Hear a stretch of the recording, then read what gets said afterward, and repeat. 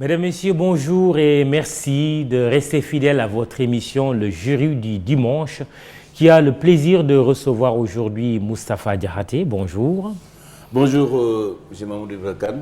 Pour vous présenter aux auditeurs et aux téléspectateurs, vous êtes ancien chef de cabinet du président de la République. Député dans la législature passée, vous avez dirigé le groupe parlementaire de la majorité, Benno Bokk Yakaar, et vous êtes membre du secrétariat exécutif national de l'APR, parti au pouvoir. On pourrait l'appeler Monsieur Wacok Alternance. Moustapha Diakhaté avait tellement défendu cette conviction et l'esprit de l'alternance de 2000 qu'il était devenu le poil à gratter du défunt régime libéral et mieux ou pire le Moltaldo des Wade. Est-ce cette même conviction qui l'habite aujourd'hui en flétrissant souvent et depuis quelques mois la politique du président Macky Sall? Diakhaté a-t-il le sentiment que la deuxième alternance avec l'arrivée au pouvoir du chef de l'APR est sortie de son axe fondateur? Qu'est-ce qui motive ces critiques de plus en plus précises, acerbes, contre la gouvernance actuelle du pays? Sa disgrâce auprès du chef de l'État ou ses intimes convictions? Il répondra à toutes ces questions, l'ancien président du groupe parlementaire de la majorité et membre de la direction du parti au pouvoir, se livre donc au jury du dimanche. Avec Moustapha Diakhaté, nous passerons en revue divers sujets.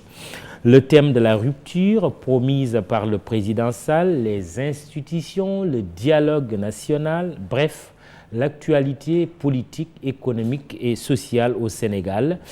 Moustapha Diakhaté, la première question, le président Macky Sall semble être dans les dispositions de pacifier ses relations avec ses compagnons de la première heure, déjeuner au palais, audience collective ou individuelle.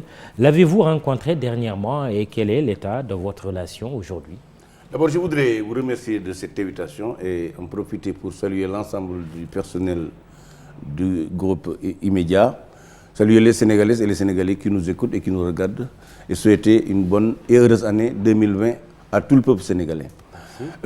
Pour ce qui concerne les rencontres que le président est en train d'initier avec ses premiers compagnons, les compagnons historiques, je les apprécie positivement. Je crois que c'est une bonne chose parce que la distanciation peut créer des conflits de mon point de vue inutiles. Mais je crois qu'il doit aller au-delà. Vous l'avez rencontré dernièrement? Depuis mon dernier limogeage, non. Je ne l'ai pas rencontré parce que le jour de la rencontre avec ce qu'on appelle le dîner, moi j'étais à Touba. Je ne sais pas est-ce que j'ai été invité ou pas. Je ne peux pas le dire parce que je n'ai pas reçu d'invitation. Mais je n'étais pas à Dakar. Donc ces rencontres qu'il initie, moi je les apprécie positivement. Mais il faut qu'il aille au-delà. La question fondamentale aujourd'hui, c'est le management du parti l'Alliance pour la République. Pour moi, je crois que l'urgence, ce n'est pas seulement de retrouver des anciens compagnons, des compagnons historiques. L'urgence, c'est de remettre le parti à l'endroit. Le management du parti et non du pays? Non, c'est différent. Moi, parce que quand le président reçoit quand le Macky Sall reçoit ses anciens compagnons, oui, c'est le président de l'APR dont il s'agit. Je ne parle pas encore du président de la République. Le management... au palais quand même, hein, que ça, bien sûr, bon, parce que le palais c'est sa résidence, j'aurais souhaité que ça soit ailleurs, parce que de mon point de vue, le fait que le président reçoive ses camarades politiques dans l'enceinte de la présidence de la République, ça peut être une rupture d'égalité entre les partis et le président de la République. Vous vous seriez rendu là-bas de toute façon, si vous avez invité, non? J'ai assisté, non, je n'ai pas été invité, j'ai toujours assisté aux réunions du secrétaire. Non, ça je le dis parce que ça a une histoire. Êtes-vous prêt à rencontrer le président Macky Sall, président de votre parti aujourd'hui? Absolument, Mamoudou. Moi, je n'ai pas de problème avec le président Macky Sall. Je l'ai choisi. Quand je le choisissais, ce n'était pas pour des postes parce qu'il n'en avait pas. En 2009, j'ai démissionné du PDS en rendant un portefeuille, en rendant une fonction au niveau du parti, en tant que secrétaire, en tant qu'inspecteur général du parti, mais en rendant aussi des avantages. Et venir accompagner quelqu'un qui était en conflit avec Abdoulaye Wade. Donc, moi, mes rapports avec le président Macky Sall ne sont pas déterminés par des postes, des postures et des prébendes. C'est un choix politique et ça reste. Maintenant, il m'avait confié une responsabilité dans le parti, dans son cabinet. Il estime que les désaccords que j'exprime publiquement Et il estime qu'en limogeant quelqu'un qui a exprimé un point de vue sur lequel il n'était pas d'accord... Sur le troisième mandat. Et oui, sur le troisième mandat, il est et tout puis à fait... avant vous, Sori Kaba. Sori Kaba a été limogé, il est tout à fait normal si j'ai dit la même chose que Sori Kaba, qu'il me limoge. Et vous maintenez aujourd'hui votre position bien sur sûr, le troisième mandat? Mais bien sûr, pour dire quoi? Non, la position, c'est la constitution de la République du Sénégal. Vous savez que quand le président a prêté serment en 2012, déjà le nombre de mandats était limité à 2. Deuxièmement, lui-même, il a verrouillé les 2 mandats, en incluant la disposition selon laquelle nul ne peut exercer plus de 2 mandats exécutifs. Troisièmement, l'année dernière, à la veille de la présidence, il avait annoncé que s'il obtient un deuxième mandat, il ne prétendrait pas à un autre. Par conséquent, moi, je n'ai fait que répéter ce que la Constitution dit et les engagements que le président... Le 31 décembre, il 2017. A répondu... Oui, oui. Là, le 31 décembre passé, 2019, oui. il a répondu ni oui ni non à cette question sur le troisième. Je n'apprécie pas cette réponse. Je crois que cette réponse-là, moi, je ne l'apprécie pas. Parce que le président ne peut pas dire ni oui, ni non, ni oui, quand il s'agit d'une réponse qui se trouve dans la Constitution. La Constitution qui dit au président Macky Sall, vous ne pouvez pas avoir un troisième mandat. Donc, il ne peut pas dire oui. Deuxièmement, la Constitution lui dit de dire non parce qu'il ne peut pas avoir... Donc il ne peut pas dire je ne dis pas oui parce que si je le dis, l'opposition va descendre sur le terrain. Non, le justificatif me semble limite. Deuxièmement, il ne peut pas dire que si je dis non, mes collaborateurs, mon gouvernement ne va plus travailler. Je crois que véritablement, les membres de son gouvernement doivent se poser beaucoup de questions. Il a rencontré des camarades de votre parti au palais. Il a même reçu Moustapha Cissé Lo. C'est le dernier épisode en date. Il ne vous a pas encore reçu. Est-ce que vous avez cherché à comprendre le pourquoi? Non, d'abord, je ne cherche pas à comprendre. Je ne sais pas chercher même à le rencontrer. Parce que personnellement, si je veux le rencontrer, ce sera une question de minutes. Il vous en voudrait, ah oui? Ah, du tout. Non, vous savez que... Question de minutes, pourquoi? C'est-à-dire que si je veux le rencontrer, je le vois. Il n'y a pas de problème. Très bien. Donc non, parce qu'en réalité, c'est qu'en réalité, vous savez que les Sénégalais et vous-même, vous êtes victime de l'histoire politique du Sénégal. À chaque fois que quelqu'un est limogé, le lendemain, il affronte celui qu'il avait nommé avant-hier. C'est ça le problème du Sénégal. Bon, Idriss l'a fait contre Wade, Macky Sall l'a fait contre Wade, ce qui fait qu'on a on pense qu'à chaque fois que vous êtes limogé, le lendemain vous devenir l'adversaire de celui qui avait nommé. Je ne boxe pas dans cette catégorie. Question de cet auditeur qui vous interpelle justement sur vos prises de position. Nous l'écoutons. Bonjour, M. Kal. Ma première question est la suivante. Monsieur Moustapha Diakhaté est-il toujours membre de l'APR ou opposant? Et ma seconde question est pourquoi il est si vite devenu critique face au gouvernement et de sa gestion dans l'ensemble? Aurait-il à avoir ce comportement s'il était membre du gouvernement jusqu'à présent? Réponse. Oui, pour ce qui concerne la première question, je suis toujours membre de l'Alliance pour la République et j'entends le rester aussi longtemps que possible. Donc je crois que pour répondre à cette question, ça doit être clair. Maintenant, pour ce qui concerne... Il y a quand même la réactivation de la commission de discipline. Vous vous sentez visé? Non, pas du tout. Pas du tout. De toute façon, quand on reprendra du parti, je vais vous dire pourquoi je ne pense pas que je sois visé. Maintenant, pour ce qui concerne ma liberté d'expression et mon limogeage, je demande si j'étais membre du gouvernement, est-ce que je me comporterais de la sorte? C'est une question qui est revenue également sur la page Facebook de l'émission. C'est qu'il faut rappeler aux Sénégalais le factuel, le fait. Oui. C'est en tant que ministre qui a exprimé des accords que j'ai été limogé. Donc moi j'étais dans le sein des saints, le cabinet du président de la République. C'est plus important que d'être dans le gouvernement. Donc je crois que cet argument a été évoqué évidemment par certains éléments de l'APR qui de mauvaise foi et par ignorance pensaient que je prenais des distances parce que je n'avais plus de poste. En ce moment, je savais que moi, j'étais reconduit comme ministre conseiller, mais puisque je n'avais pas besoin moi de dire ça partout, je l'ai gardé. Donc, c'est parce que j'ai exprimé des désaccords dans la gouvernance du pays que j'ai été limogé. Donc, si j'étais limogé, et ensuite maintenant, je m'exprime, certainement vous n'allez pas m'inviter. Mais évidemment, les Sénégalais sont habitués à ça, que ce soit le cas du président Macky Sall ou de Idriss. Quand ils ont été limogés par Abdoulaye, ils ont tenu des discours plus ou moins durs contre. Ce n'est pas mon cas parce que moi je n'aime pas boxer dans cette catégorie-là. Question inverse de Aliouka. Est-ce que si Macky Sall vous recevez, vous continuerez à le critiquer comme vous le faites actuellement? Est-ce que vous ne vous tairiez pas et commenceriez pas à chanter les louanges du président?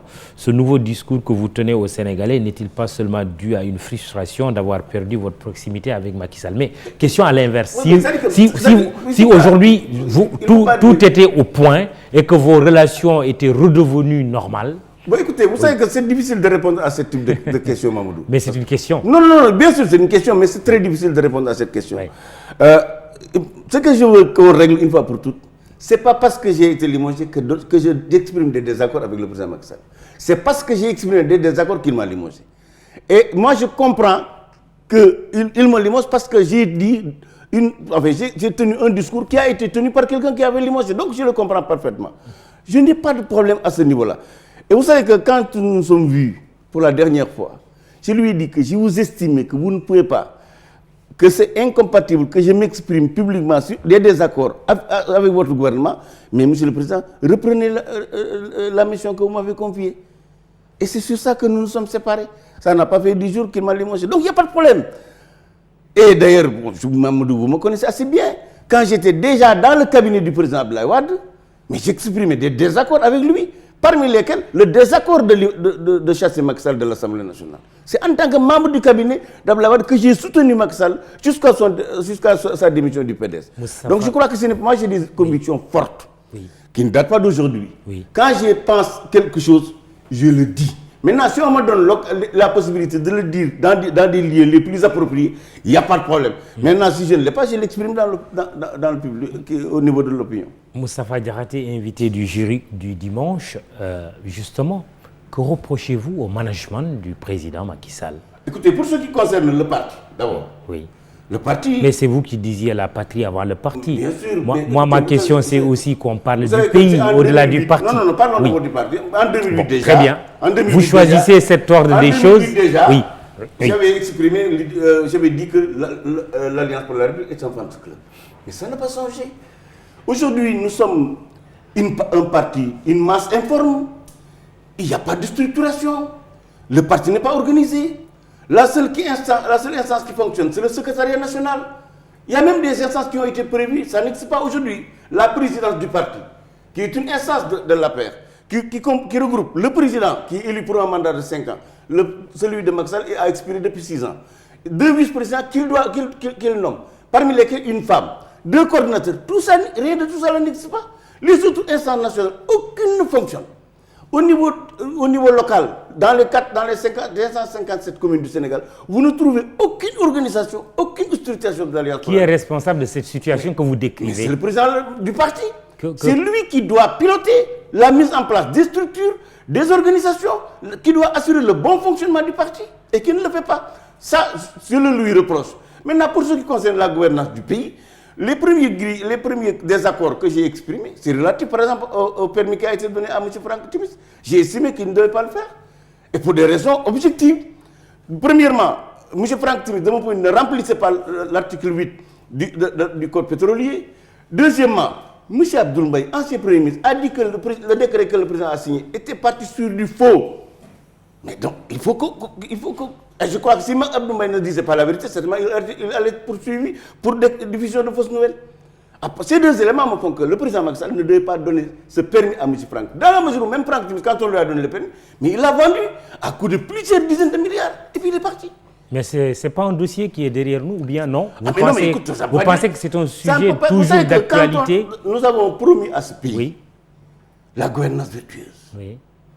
Et de mon point de vue, des outils ont été mis en place, tels que l'accueil qui a été réactivé, l'OFNAC, la réforme de la Cour des comptes, de l'IGE. Ça, c'est des outils de la gouvernance vertueuse. Mais en même temps, on a donné un permis à quelqu'un qui n'en avait pas droit et qui l'a vendu et qui s'est fait plusieurs centaines de milliards. Je crois que véritablement, c'est un problème extrêmement... Et c'est sûr, c'est le premier désaccord que j'ai exprimé. L'autre désaccord... C'est un dossier qui est quand même pendant devant la justice. Oui, d'accord, l'autre désaccord... Oui, attendez, excusez-moi. C'est un dossier, le dossier du pétrole, est un dossier pendant devant la justice. Oui. Il y a un juge d'instruction qui a ouvert une information judiciaire. On n'en a pas parlé depuis un moment, c'est vrai. Quelle est votre appréciation? Écoutez, bon, au plan judiciaire? Non, je souhaite que ça aille plus vite. Parce que quand même, les Sénégalais doivent être édifiés sur ce qui s'est réellement passé. Moi, personnellement, si on m'avait écouté, on n'allait pas passer par la voie judiciaire. Moi, je crois qu'on aurait dû trouver quelques personnalités fortes du pays, des gens suffisamment crédibles, pour qu'ils fassent les enquêtes nécessaires et dire aux Sénégalais ce qui s'est passé. Autrement dit, ce que le Sénégal... C'est la justice, non, qui fait une enquête, non? Le président Youssou Ndiaye, à l'époque de l'affaire des enfants de Bangui, avait dirigé une commission qui avait des investigations à Bangui et qui a établi la culpabilité de Jean-Badel Bokassa. Ce n'était pas la voie judiciaire. Parce qu'en fait, pour moi, ce dont les Sénégalais ont besoin, c'est de savoir ce qui s'est passé pour que cela ne se répète plus. Un jury d'honneur? Absolument, un jury d'honneur. Moi, je préfère un jury d'honneur qu'à la voie judiciaire. Parce que de mon point de vue, ça risque d'aller vers l'impasse. Or, les Sénégalais doivent savoir ce qui s'est passé. Est-ce qu'effectivement, le rapport de présentation du décret que le président de la République a signé, est-ce que c'est un faux rapport? Mais cela, je crois que je ne crois pas. Je vois difficilement la justice régler ce problème parce que pour le moment, ceux qui ont été impliqués dans cette affaire n'ont pas été convoqués. Deuxième volet de ce que vous pensez de la gestion. Oui. Vous savez que Mamoud Ibra. Les quoi? Les arrestations arbitraires. Ah oui. Vous savez que, imaginez. En quoi elles sont arbitraires? Vous savez que quand le président Macky Sall a été convoqué au commissariat central de Dakar, c'est des milliers de personnes qui l'ont accompagné. Ils n'avaient pas demandé autorisation. On avait bloqué les deux voies de la corniche. On l'a accompagné jusqu'au commissariat. On a bloqué tout le plateau. N'eût été notre mobilisation, certainement, le destin de Macky Sall allait changer ce jour-là. Mais est-ce que vous êtes allé jusqu'au gris du palais? Est-ce que vous vous êtes accroché? Non, c'est une question que je pose. Mais je vais répondre. Oui. Mamoudou, c'est passé quelque chose lors de la révision constitutionnelle avec le président Abdoulaye Wade. Les Sénégalais ont eu de nouveaux droits en matière de liberté, de manifestation et de sitting. Un droit constitutionnel, de mon point de vue, l'administration doit se donner les moyens pour permettre aux citoyens de les exercer. Et mieux. Jusqu'à s'accrocher au gris du palais. Moi, répondez quand même à ma question. Non, d'abord, la marche était interdite. Si la marche n'était pas interdite, certainement, il ne serait pas là-bas. Mais mieux, la Cour suprême a dit que désormais, pour que l'administration puisse interdire une marche ou un sitting, il doit prouver qu'elle n'a pas les moyens de les encadrer. Autrement dit, Mamoudou Ibra, les avancées démocratiques, les deux alternances, le standard de notre pays au niveau mondial doit nous obliger à avoir un comportement irréprochable en matière d'exercice des droits civils et politiques des Sénégalais. La réflexion sur Guy Marius Sagna que quelqu'un a faite, c'est de dire s'accrocher aux grilles du palais, c'est un risque énorme qu'il a pris, parce que même le garde rouge, il n'est pas là pour le maintien de l'ordre. Il est commis pour autre chose et qu'il peut même faire usage de son arme. Est-ce que ce qui s'est passé, ce ne sont pas des faits assez graves qui ne doivent pas être banalisés de ce point de vue? Oui. Il faut parler des causes d'abord. La cause de ce qu'a fait Guy Marius Sagna, c'est l'interdiction de la manifestation. C'est ça la cause. Or, la Cour suprême nous dit que désormais, l'administration, pour interdire une manifestation, doit prouver qu'elle n'a pas les moyens pour les encadrer. Or, vous savez, Mamoudou Ibra, moi je participe à toutes les manifestations depuis 1982 que je suis venu à Dakar. Mais à chaque fois qu'une marche, un sitting est encadré, il n'y a pas de grabuge. Il n'y a pas de grabuge.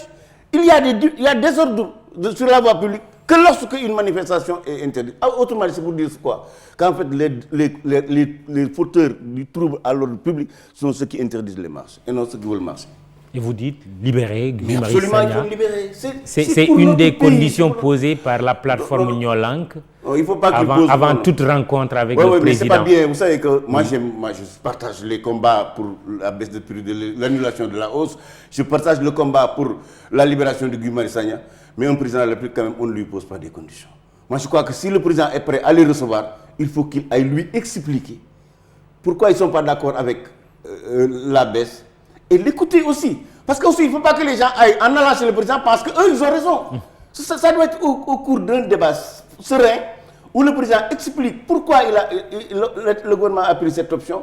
Et maintenant, s'il arrive à les convaincre, tant mieux. S'il n'arrive pas à les convaincre, eux-mêmes, ils peuvent lui donner des pistes pour que la Sénélec s'en sorte avec des moyens supplémentaires sans que cela soit répercuté sur les consommateurs. Donc il ne faut pas imposer des conditions à un président. Ça ne me semble pas être une bonne chose. On reviendra sur Nyolank, l'ancien premier ministre de la deuxième alternance, Abdoul Mbaye, puisque vous en parliez tout à l'heure, estime qu'il ne faut pas supprimer la Cour de répression de l'enrichissement illicite, puisque nous parlions de gestion sobre et vertueuse, qui a entraîné la réactivation de la CREI, la création de l'OFNAC. Quelle est votre réflexion sur la suppression ou pas de la Cour de répression de l'enrichissement illicite? Moi, je suis contre la suppression de la Cour de la CREI. Il faut la maintenir. Il faut la maintenir, mais il faut la réformer. Ah oui?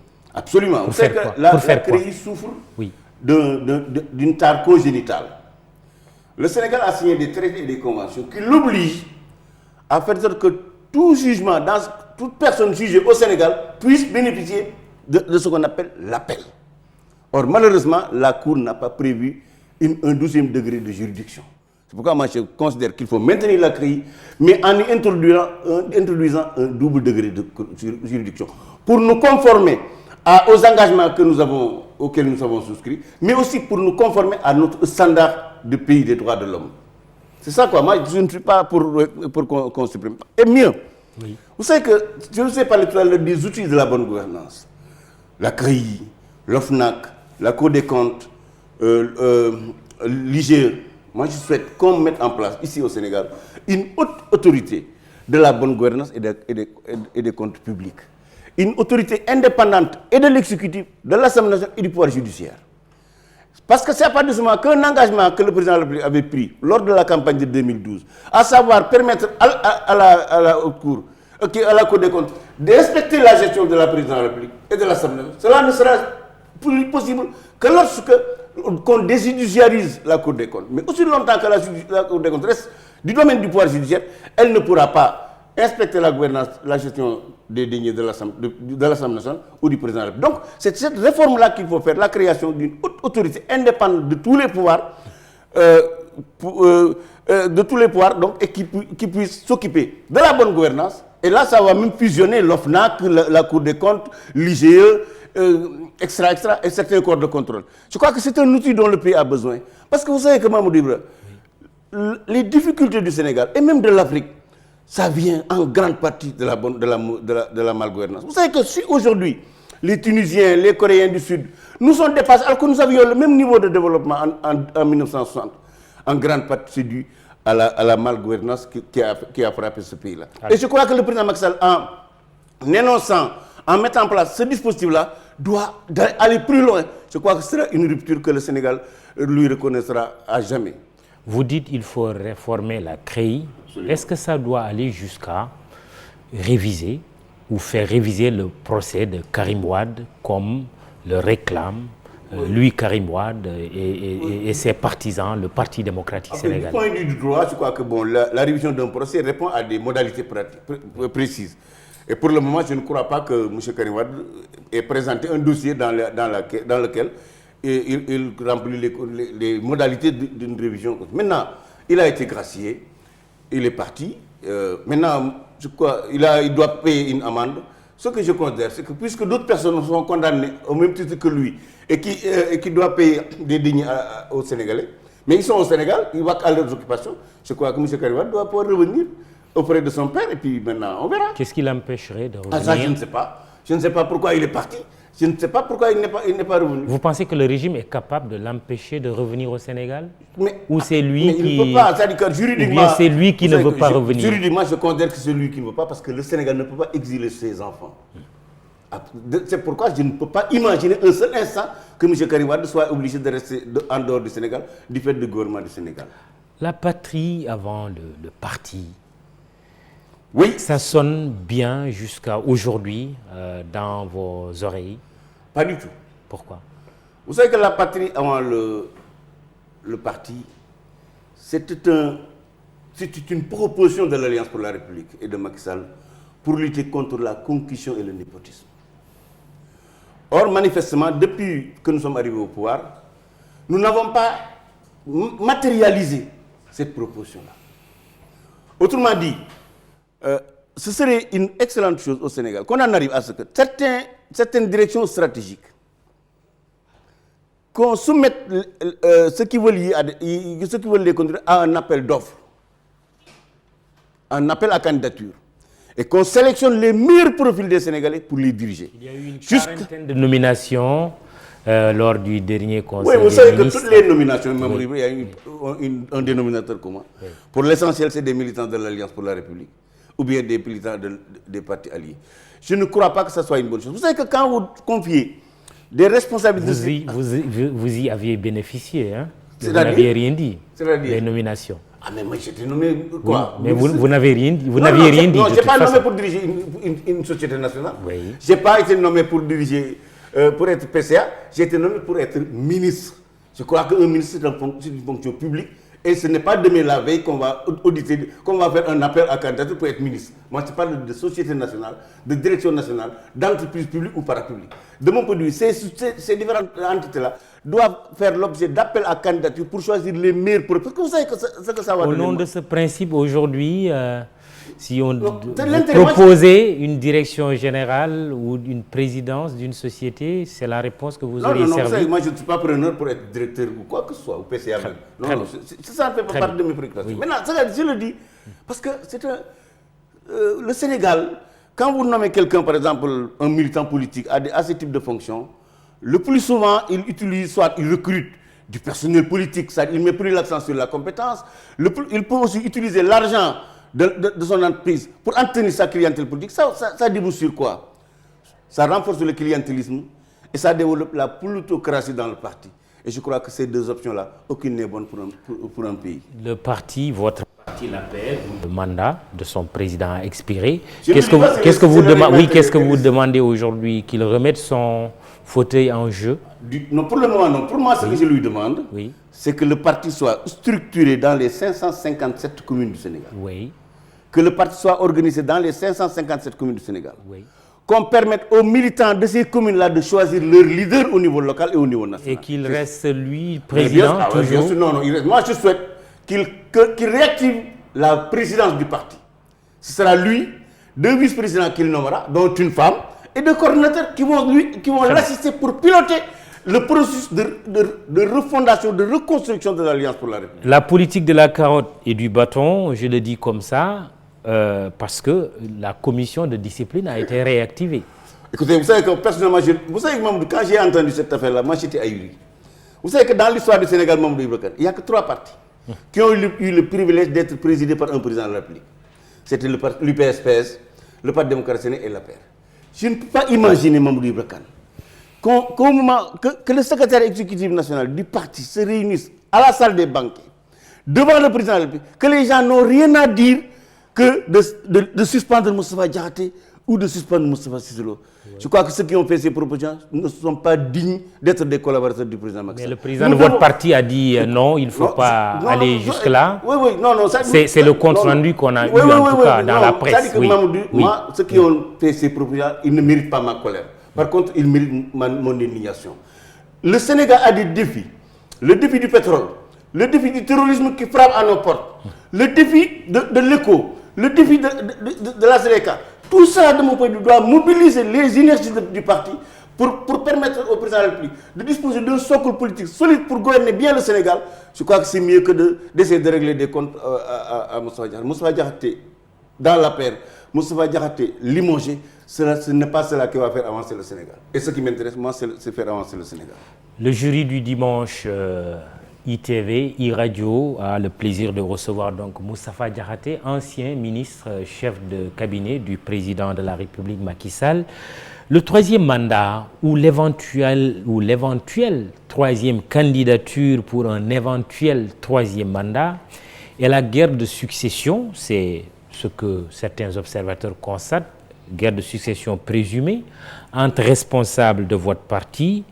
Tout cela n'est-il pas devenu une sorte de ligne Maginot au sein de votre formation et de votre coalition? Et pour ce qui concerne le troisième mandat, pour moi, la question est réglée. Et par la Constitution, et dans une moindre mesure par le président Macky Sall.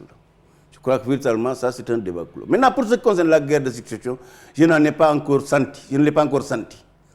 Par contre, ce que nous devons faire, c'est de préparer notre parti dans son organisation dans les 557 communes du Sénégal, son organisation dans les catégories socio-professionnelles, pour avoir un appareil solide, pour travailler, réfléchir, pour élaborer une offre politique qui, adossée au PSE, puisse être proposée aux Sénégalais en 2024. Vous savez, Mamadou, moi je souhaite qu'on élabore d'abord le projet avant de nous occuper des têtes qui doivent diriger ce pays-là après Macky Sall.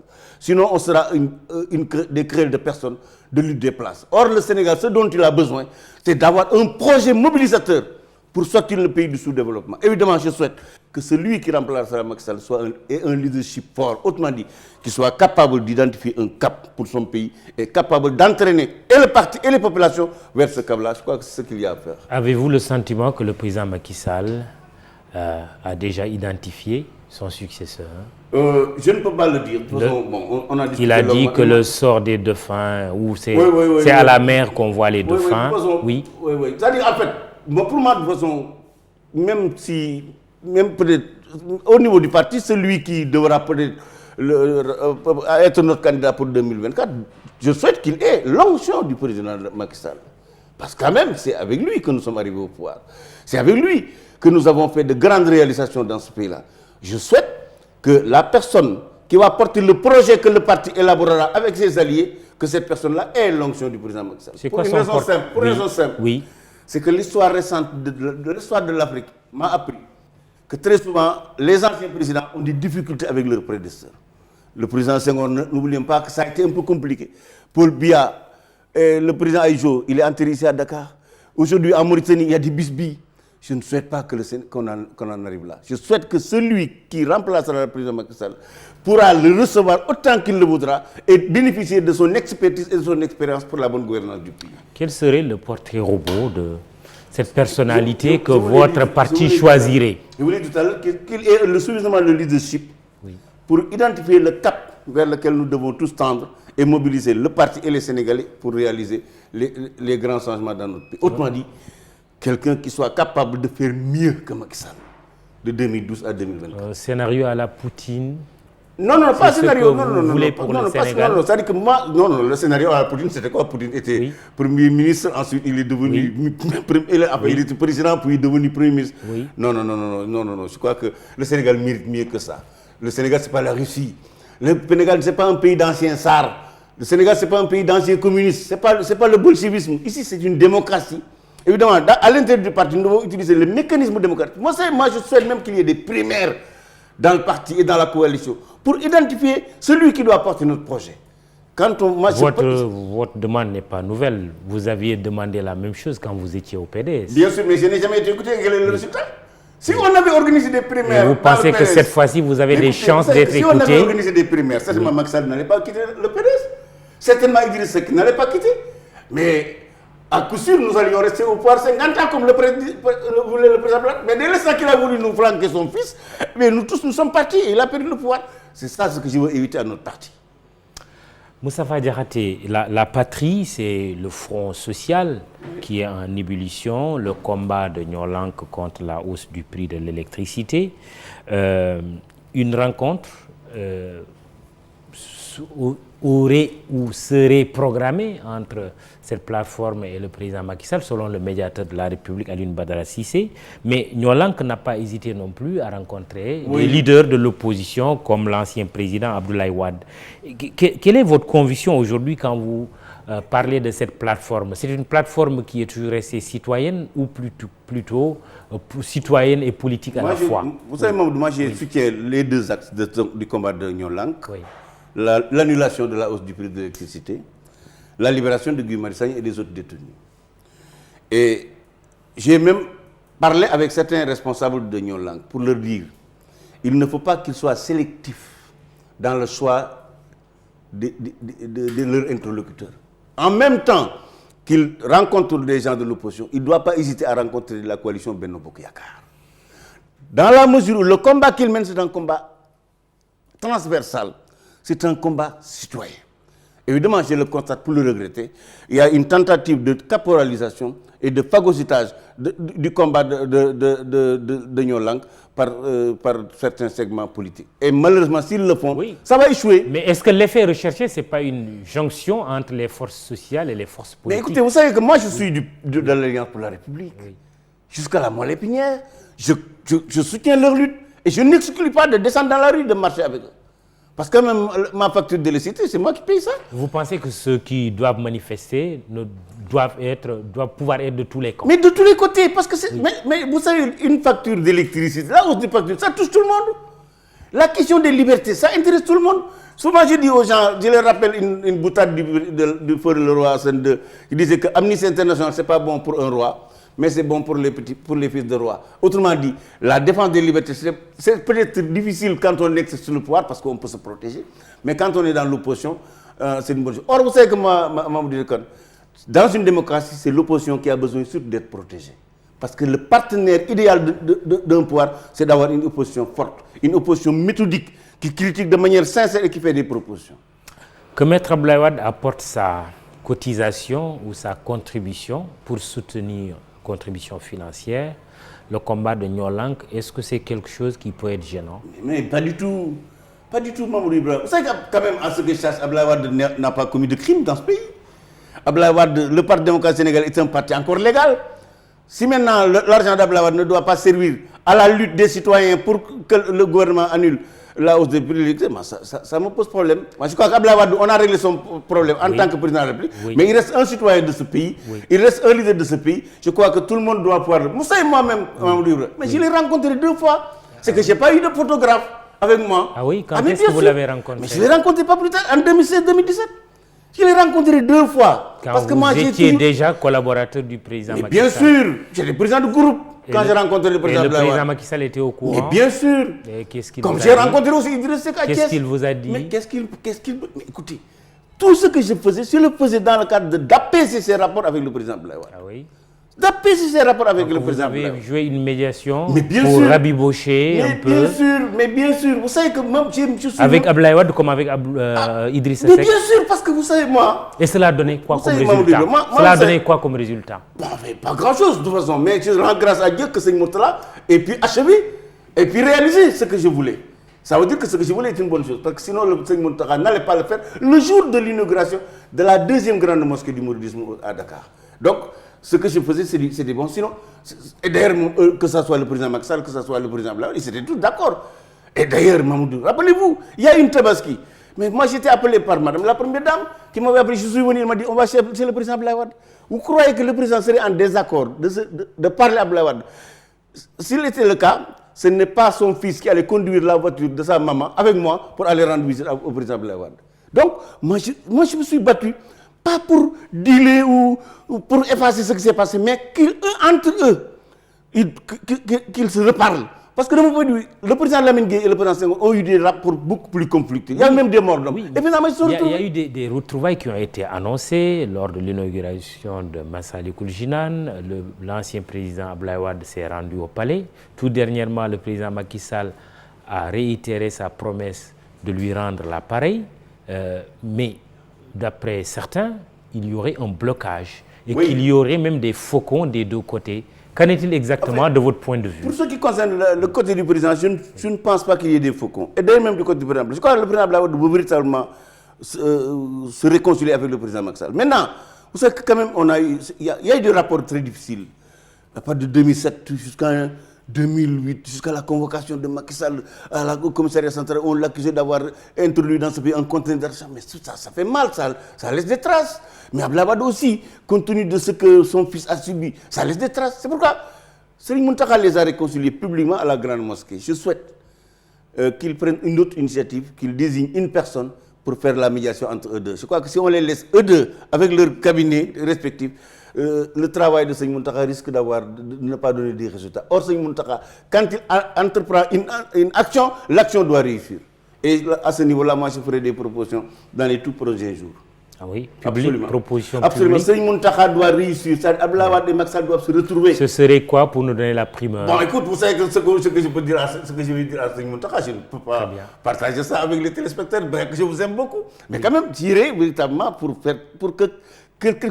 qu'une initiative soit prise, pour leur permettre de se parler davantage, de se rencontrer et d'essayer de dépasser les rancœurs et les difficultés qu'eux ont vécues.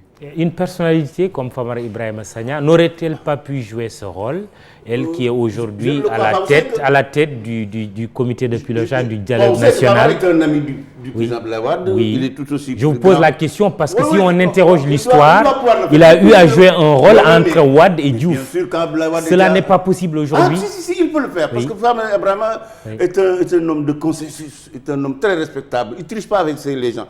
Mais puisque Serigne Mountakha, qui a réussi à les rapprocher à la grande mosquée, je souhaite que Serigne Mountakha achève cette entreprise-là. cela. Pourquoi, à votre avis, le président Wade et son parti ne prennent pas part au dialogue national présidé par Famara Ibrahima Sagna? Tout ça c'est à cause de mon point de vue, de la mauvaise gestion de l'après-réconciliation. Ah oui, il y a une mauvaise gestion. Probablement, des deux côtés. Et c'est pourquoi moi je souhaite que Seigneur Mountakha trouve quelqu'un pour qu'il soit l'intermédiaire entre Abdoulaye Wade et le président Macky Sall. Je crois que si cela est fait, ça va donner des résultats. Maintenant, eux deux, ce qu'ils doivent éviter, le président Macky Sall doit éviter de refuser à Abdoulaye Wade ce qu'il peut faire. Le président Abdoulaye Wade aussi doit éviter de demander à Macky Sall ce qu'il ne peut pas faire.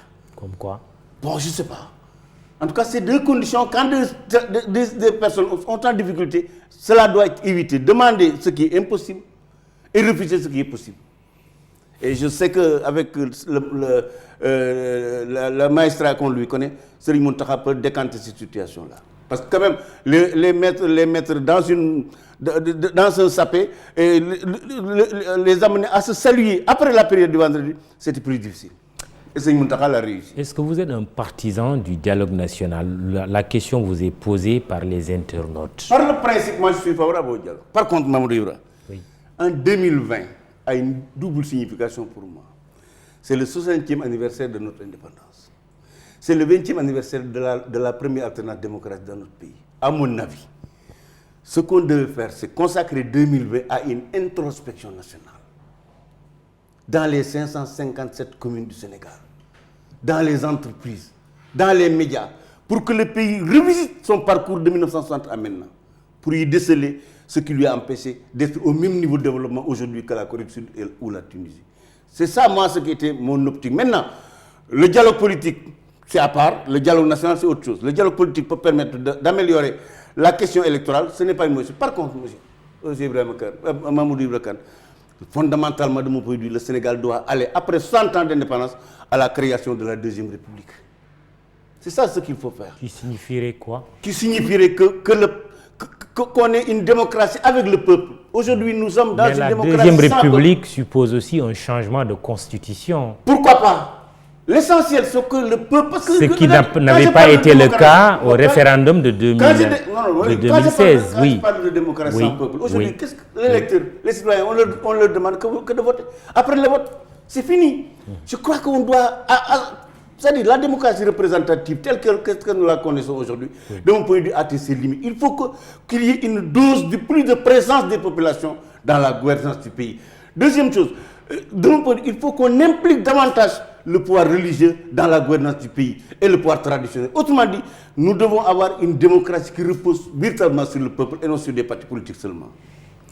Alors, est-ce qu'un Idrissa Seck, puisque vous avez eu à jouer au go-between, oui, entre lui et le président Macky Sall, pourrait être choisi par Macky Sall parmi ses potentiels successeurs? Vous savez que si Macky Sall même m'avait appelé pour me dire que je vais vous choisir, je lui dirais, monsieur le président, il faut y renoncer. De mon point de vue, la coalition Benno Bokk Yakaar... Est-ce que c'est une hypothèse qui peut être sérieuse? Non, pas sérieux du tout. Je lui dis que même en rêve, si le président avait vu transmettre le pouvoir à Idrissa Seck, certainement il considérait que c'est un cauchemar. Donc ça ne lui traverse pas l'idée. Maintenant, Mamadou Ibra, Idrissa Seck, c'est un éminent leader dans ce pays-là. Idrissa Seck a été candidat 2 fois. La dernière élection, il est deuxième avec plus de 20%. Mais cet homme doit pouvoir parler avec le président. Comme quoi? À quel titre? En plein jour. À quel titre? Comme chef de l'opposition? Non, ne serait-ce que de candidats qui avaient 20%. Aujourd'hui, vous savez que Macron reçoit Marine Le Pen. Mais ils n'ont rien de commun. Vous savez que, Mamadou Ibra, quand même, une démocratie a besoin d'être apaisée.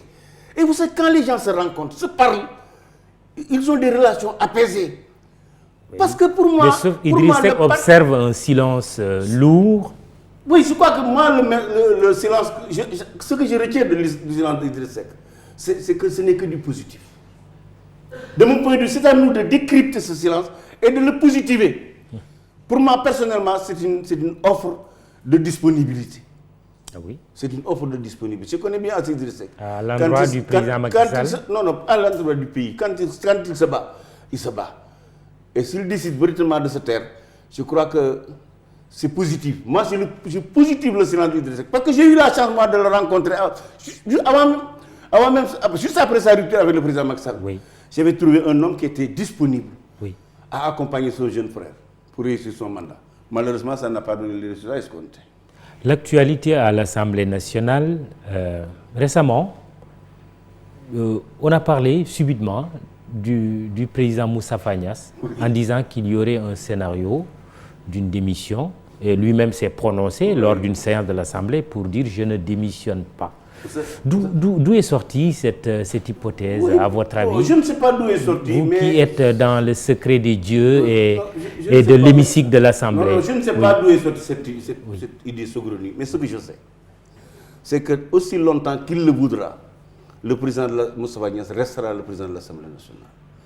Vous savez que juste après sa réélection, le président avait pris un engagement ferme de faire de telle sorte que tous ceux qui l'ont accompagné pour qu'il soit président de la République reste avec lui jusqu'à la fin de son premier mandat et du dernier. C'est son option.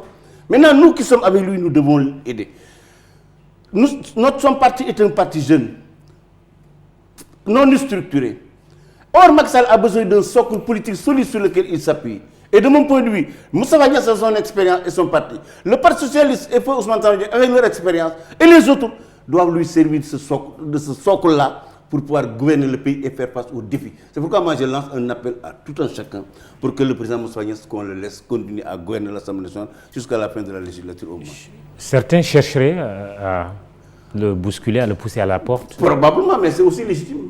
C'est normal que les gens veulent être président de l'Assemblée. Mais ce que je sais, c'est qu'il est de l'intérêt de l'APR, il est de l'intérêt de la coalition et de la stabilité du pays que le président Moustapha Niasse continue cette fonction. L'autre Moustapha, c'est-à-dire Moustapha Diakhaté, accusé de détournement des fonds destinés au groupe parlementaire de la majorité que vous avez eu à diriger. Moi, je crois avoir donné suffisamment de réponses.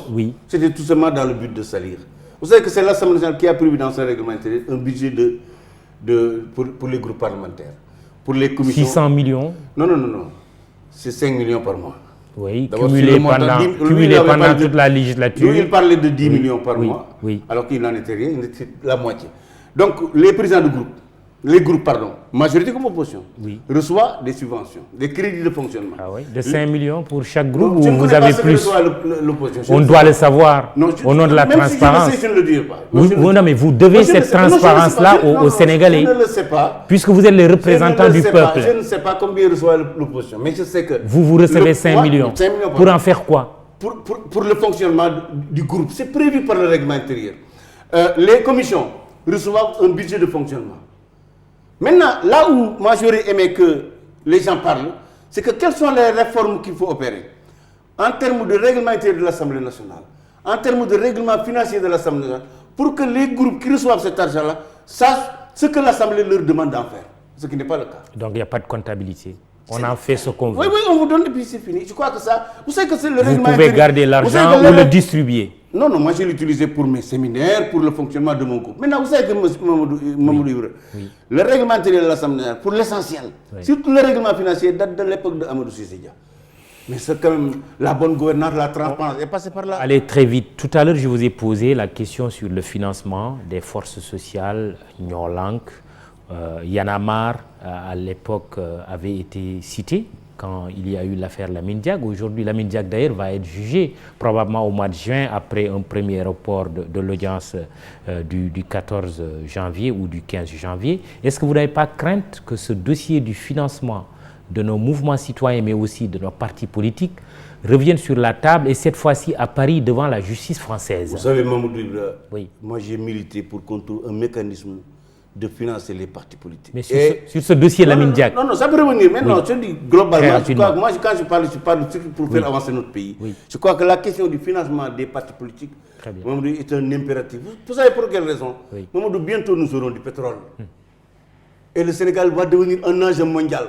Je ne souhaite pas que des forces hostiles à notre pays, des ennemis du Sénégal, utilisent le financement des partis politiques pour la classe politique et la classe de la société civile sénégalaise ne risquent-elles pas d'être éclaboussées dans le cadre du dossier Lamine Diack devant la justice française? Je ne peux pas répondre parce que puisque je ne suis pas avocat, je ne connais pas ce qu'il y a dans le dossier, je ne peux pas répondre. Tout ce que je peux vous dire, mon livre, c'est que je ne souhaite pas qu'on soit éclaboussé par cette affaire du président Lamine Diack. Entre le souhait et la réalité, il peut y avoir... Mais pour le moment, je ne maîtrise pas la réalité parce que je ne connais rien du dossier. Tout ce que je peux faire, Oui. c'est de prier Allah subhanahu wa ta'ala pour qu'il s'en nique la pousse par le Sénégal. Parce que vous savez, Mamadou Ibrahim, j'ai le souci de mon pays. Dernière J'ai le chose, souci de mon pays. dernière Je ne veux pas chose, que notre pays soit éclaboussé. dernière chose, le CFA qui devrait devenir l'écho.